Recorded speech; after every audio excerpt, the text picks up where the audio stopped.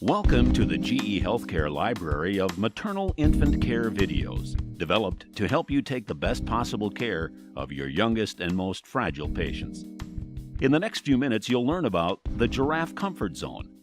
Comfort Zone warms up giraffe incubators and giraffe omnibeds more efficiently in pre-admission conditions, as well as when you first close the omnibed to go from radiant warmer to incubator mode.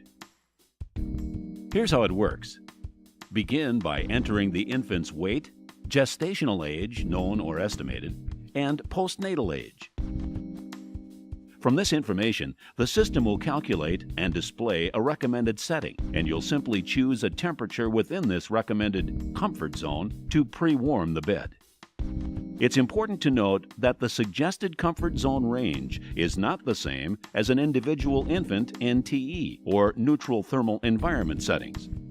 For these temperature management and set points, please refer to your unit-based protocol.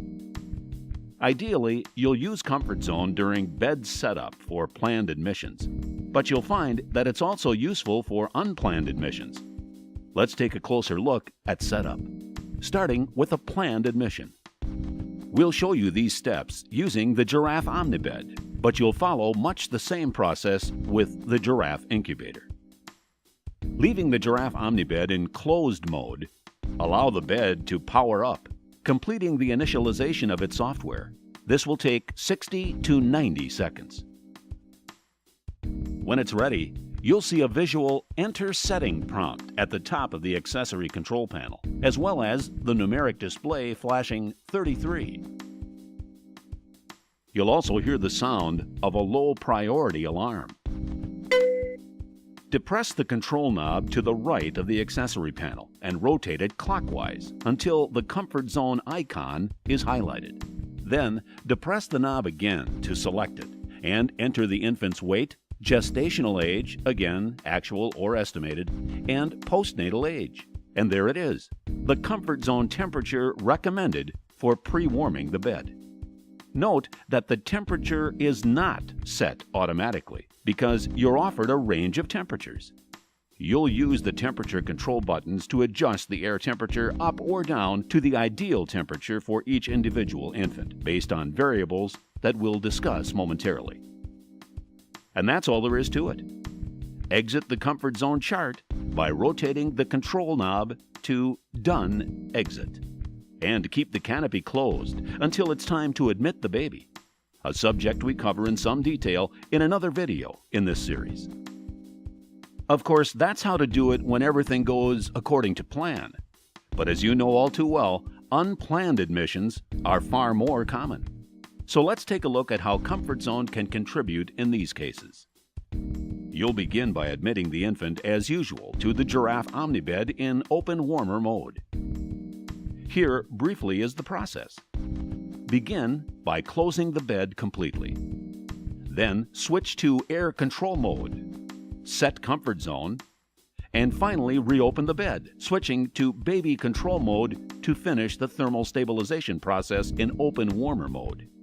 This process makes for a smoother transition once you've closed the canopy for good. Let's review the process of setting Comfort Zone once more. You will see an Enter Setting command, along with a display flashing 33.0C, and you'll also hear the low priority alarm. To determine the comfort zone for this infant and set the optimal air temperature, follow the same steps we outlined for a planned admission, which is to say, depress the control knob to the right of the accessory panel and rotate it clockwise until the Comfort Zone icon is highlighted. Enter the infant's weight, gestational age, and postnatal age. And the Comfort Zone temperature recommendation will appear almost instantly. Again, the temperature won't be set automatically. Use the temperature control buttons to adjust the air temperature up or down to the optimal temperature for this particular infant. Then follow the admission guidelines recommended in your operator manual. Whether you continue in air control or baby control mode, you can rest assured that you have just enhanced the bed's warming efficiency by using a Comfort Zone recommendation.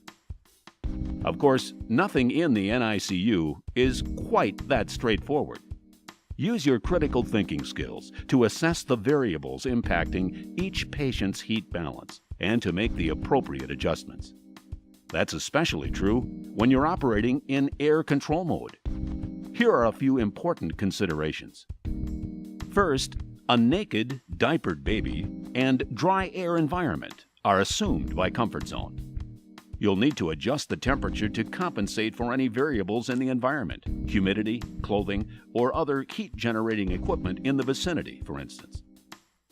Second, consider weight. If the baby weighs less than 1,200 grams, use the upper range of the recommended comfort zone. On the other hand, if the baby weighs more than 1,200 grams, use the lower or middle range of the recommended comfort zone. It's our hope that in the months and years to come, these comfort zone capabilities will help you provide many infants with the best possible start in life. If you have any questions about how to use these capabilities, don't hesitate to contact your GE representative. And please visit us at www.gehealthcare.com to learn more about our growing library of educational offerings.